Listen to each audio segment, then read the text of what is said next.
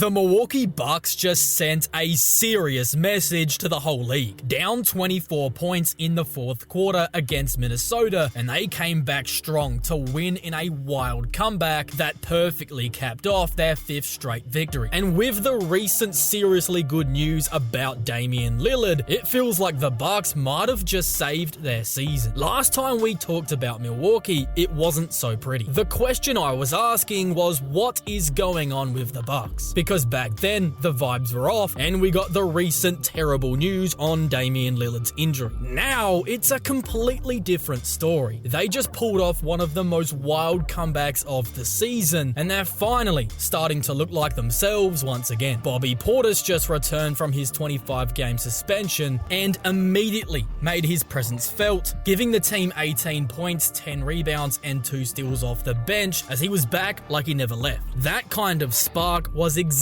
what the Bucks needed. And then there's the Damian Lillard update. Out of nowhere, we got a report from Shams that Dame's blood clots are healing way quicker than expected, as he was expecting to have it cleared in a week or a half to then get back to full contact and then make a return in the lineup. And we're already 6 days into that report, so he could be expected back on the floor as early as the last couple of regular season games, ones that will be crucial against the Pistons, almost likely in the first round. But whether it's in a few games or in the playoffs, a healthy Dame could change everything for this Bucks team. Because here's the thing, even during this 5-game winning streak, the Bucks have been getting off to slow starts. The offense has looked clunky in the first halves of games, and that is exactly where Lillard's presence has been missed the most. He's the guy who sets the tone, gets the offense flowing, and takes the pressure off everybody else. Without him, it's been a grind. But with him, the Bucks become a totally different team. One with veteran leadership, a go-to scorer, and shot creator, the offensive assets they've been missing. Suddenly, a team that looked shaky just a couple of weeks ago is healthier, hot at the right time, and potentially adding one of the best scorers in the history of the league back to the mix in Damian Lillard. Yeah, the Bucks might be back, and they could present a massive issue for the rest of the Eastern Conference. This comeback wasn't just about putting points on the board. It showed off real character, the kind of grit and belief that turns a good team into a title contender. For me, what stood out the most, the lineup that led the charge. Kevin Porter Jr., AJ Green, Gary Trent Jr., Giannis Antetokounmpo, and Bobby Portis. That group was clicking on all cylinders. You've got 2 playmakers in KPJ and Giannis, guys who can create their own shots while also setting the table for others. Then surrounding them, you've got 3 legitimate shooters who were ready to cash in on every open look. And that mix led to a scoring explosion, a 34-3 run that completely turned the game on its head. Minnesota went without a field goal for a full 8 minutes of game time as the Bucks completely locked in defensively. And the whole comeback began on defense. Bobby Portis first gets a deflection, and back the other way, KPJ uses a screen to shake Dante DiVincenzo, attacks downhill, and throws down a nasty slam, setting the tone. Minnesota responds with that gap defense, so Giannis steps into the free throw line jumper and confidently knocks it down. Next time down, the Wolves try to play him straight up,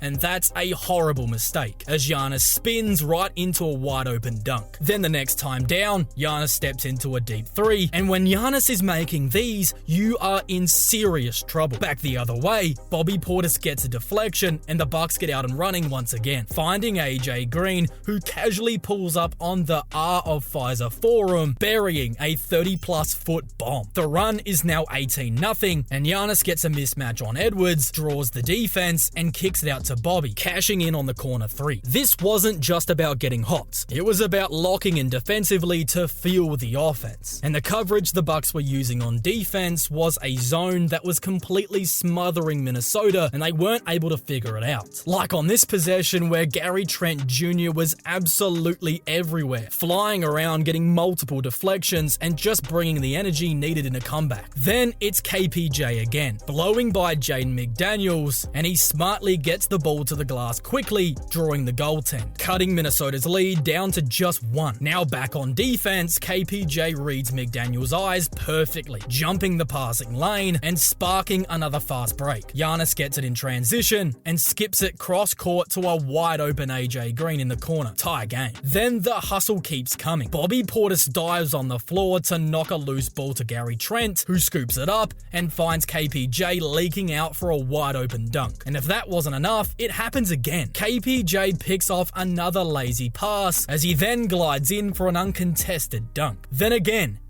again, KPJ intercepts another Minnesota pass, nearly coughs it up, but he's then able to recover and throw it upstairs for Giannis, who finishes with a highlight reel finish. This was more than just a comeback. It was a full-on statement win. The Bucks aren't backing down, and they are really starting to believe in themselves, as they've got a lineup that can seriously throw some punches on both ends of the ball. If they lean into this group more often, which I believe they definitely have to, things could get very scary for the rest of the Eastern Conference. That final play in particular, Giannis finishing the alley-oop from KPJ, was a perfect exclamation mark on one of the most incredible comebacks we've seen all season long. They were down 24 points with just 10 minutes to go, and the craziest part, they did most of the damage in a 6-minute span. That's pure domination on both ends, and it came against the Timberwolves team that's been one of the best squads in the league as of late. But here is what makes it even more wild. This wasn't just another game for Minnesota. They were fighting for their playoff lives. That loss dropped them to the 8th seed in the West, where every game is a do or die, and a single loss can completely change the trajectory of your team in the postseason. As if they finish 8th, they would have to go up against one of the top 2 seeds in the West, which is somewhere they obviously don't want to be, along with having to play in the play-in tournament. So yeah, for the Bucks, this win was massive, not just emotionally, but standings-wise too. They're now likely to only need to win one of their final 2 games, both against the Pistons, to lock in the 5 seed, which would set up a first-round series against the Indiana Pacers. And if the Bucks are healthy, that's a matchup they feel very confident about going into. But as impressive as the win was, and as much as it speaks to the heart and belief that the locker room has, the real reason the Bucks can win it all, Giannis Antetokounmpo. He was just named the Eastern Conference Player of the Week, and this game marked his 3rd straight triple-double, 23 points,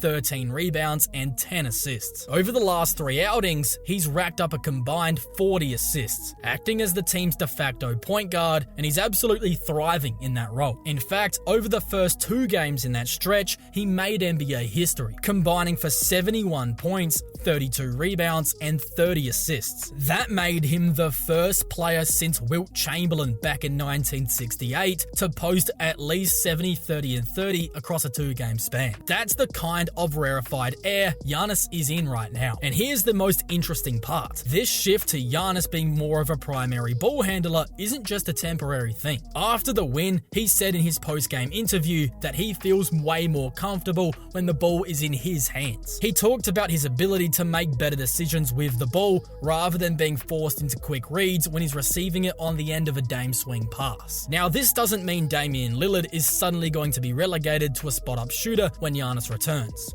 Far from it. Dame is still going to get plenty of offense ran through him, especially when Giannis is off the court, but what it does suggest is that we might see more of a balanced approach. More possessions where Giannis initiates and Dame plays off of that flow. And for me, I believe that that might be the key to their success. Because when Giannis is the one pushing the pace, this team plays faster, and when they play faster, the Bucks are better. We saw this clearly in the comeback, forcing turnovers, getting out in transition, and feeding off the chaos. That's when Milwaukee's offense looks at its best. Bottom line, playoff Giannis is here, and the last time we saw him fully healthy, it was in the postseason back in 2022, where he nearly beat the eventual Eastern Conference champion Celtics all by himself, averaging ridiculous numbers and forcing a Game 7 without his co-star Chris Middleton. Now, he's healthy, locked in, and shifting into the gear that they need him to at the right time. If Giannis continues to play his best basketball of the season and Dame makes it back in time, the Bucks are most certainly one of the toughest teams to beat in a 7-game series. But what is giving me even more optimism about this Bucks team heading into the postseason is its role players, and specifically Kevin Porter Jr. He was outstanding in this game, posting 21 points, 5 rebounds, and 5 steals.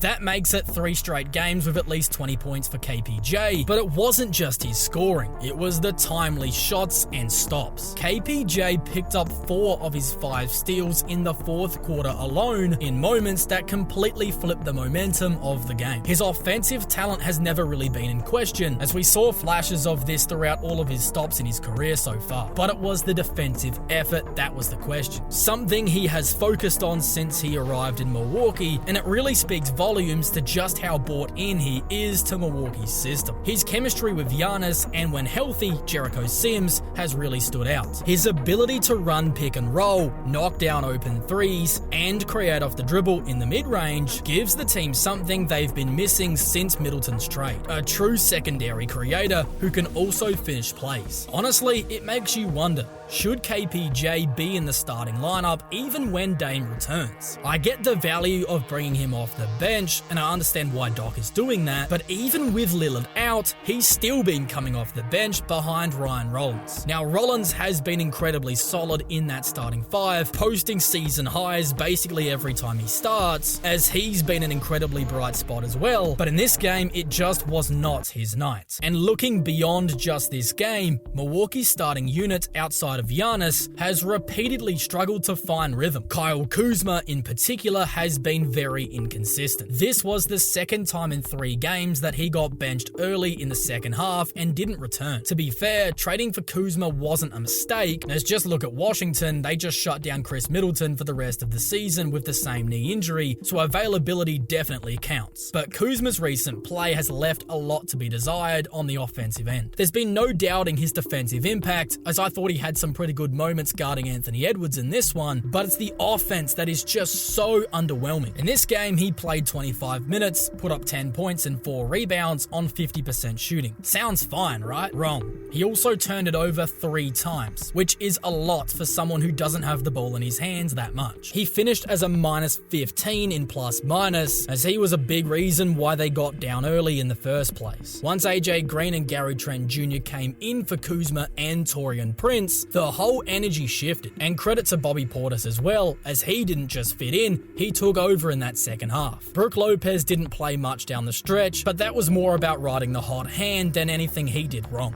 And speaking of coaching, Doc Rivers deserves a lot of credit here. He could have defaulted back to the starting 5 late in that game, and they probably end up losing, but he's stuck with that group because they had it going. For all the criticism that Rivers gets, when his back is against the wall, especially with key players out, he usually finds a way to coach these squads to levels no one expects. And I mean seriously, down 24 with 10 to go and they win the game? That is great lineup management and trust in your players. Looking ahead for the Bucks, they've got 3 games to go, 2 against the Pistons and 1 against the Pelicans. But both of those Pistons matchups are everything when it comes to playoff seeding. Because of their win and their already 2-0 record in the season series against the Pistons this season, the Bucks are probably only going to have to win one of the 2 games to lock up the 5 seed. They're already 2 games ahead of Detroit at the time of recording, so dropping to 6 is now incredibly unlikely. The 5 seed will set them up with Indiana, a team that they feel confident that they can beat, as this Bucks team is just peaking at the perfect time right now. With Giannis locked in, Dame on the comeback, and the role players stepping up, they've become one of the most dangerous wildcards in the entire playoff picture. And it's one of the 7 key trends I'll be watching very closely as the season concludes. And if you want to know what the other 6 are, you can check out my full breakdown right now.